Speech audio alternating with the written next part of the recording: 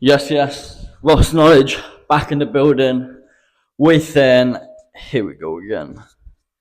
Deal with it, and this is going on to push through your problems. At the moment, this week, I'm having a rough one because we always do every now and then. And we end up hitting a roadblock and we can't get past it. So we can either go home at the end of the day and cry about it in bed and watch loads of Netflix programs and series, overindulge in everything and not do anything about it, or you could try and do something about it and try and get a little bit better with the thing that you're dealing with, as that's probably the better solution. Because if you're doing the opposite, then you're just delaying what you need to be doing. So I'm actually stuck in this loop.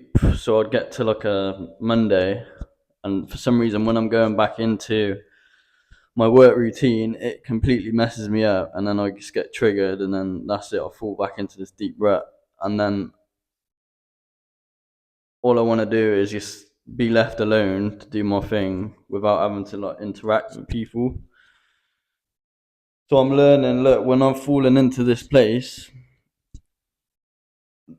the worst thing you could do is avoid interactions with people.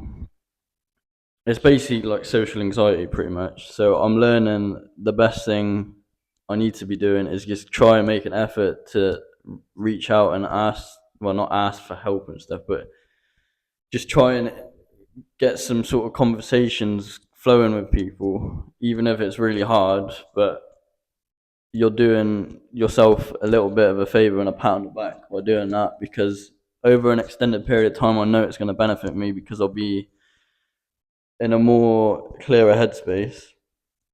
But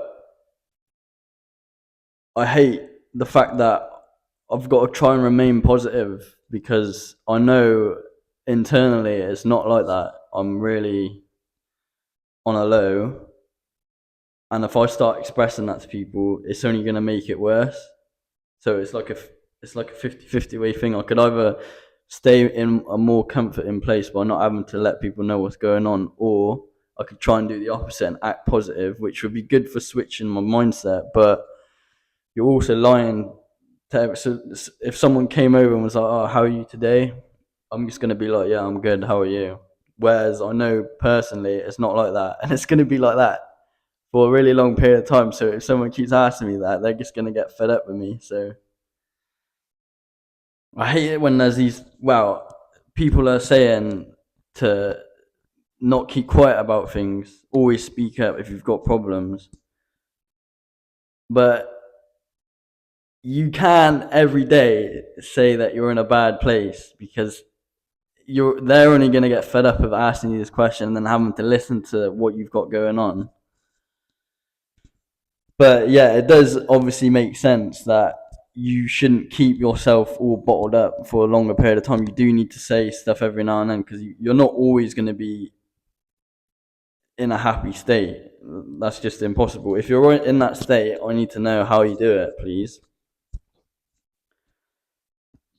There was an example I was listening to someone talk about, was that there was this guy, he was gambling and he was always losing, and then he kept on praying and praying like one day he'll win the gambling consistently. So this day eventually came, and he was then gambling and always winning, and because he was always winning, he didn't find it that enjoyable anymore.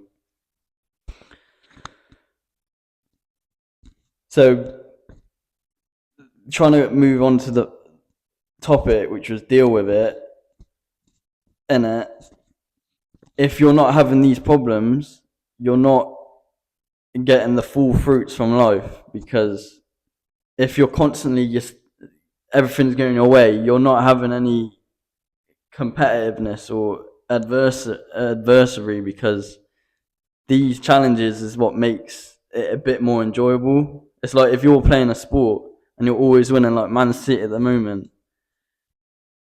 they're bound to lose at some point. Sorry to all these Man City fans, because they can't stay up at that level, and that's how they're going to grow and develop. And it will make them more sharper and better equipped for next time they're in this position.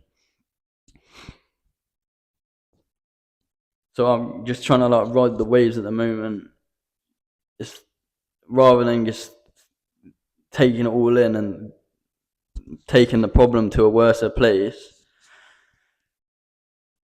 It's better to just embrace the feeling and be like, look, all right, today I'm going to have a pretty sad day, but that's okay because I'm still able to function and do what I need to do. It's not going to affect my ability to do what I'm doing in a different manner.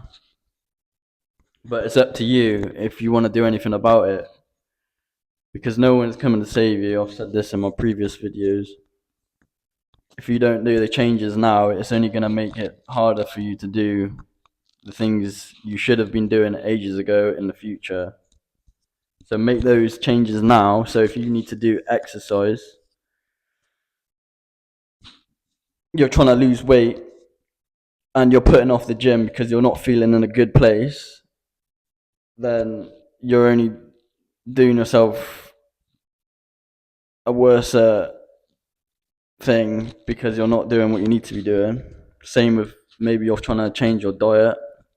So you're trying to eat less junk food, but again, if you're feeling in a sad place and you want some comfort, I'm going to eat that food. But if you did the other option and try and stay consistent with it, it will sort of embed into your brain, all right, I'm supposed to be doing this right now.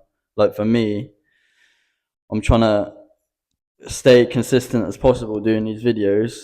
I'm not really in the mood for doing it, and because I've been put in this position a few times now where I don't feel like doing them, it's becoming easier for me to sort of get myself into this mindset like, look, you've done this before, you can do it again.